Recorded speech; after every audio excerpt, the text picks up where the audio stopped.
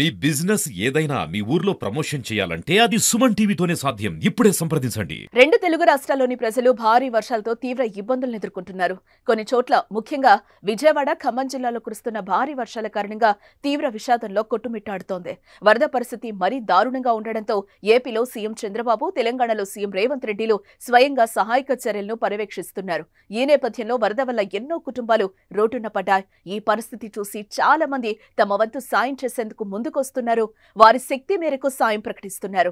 తాజాగా hero junior NTR రెండు తెలుగు రాష్ట్రాలకు కలిపి ₹1 కోటి విరాళం ప్రకటించారు.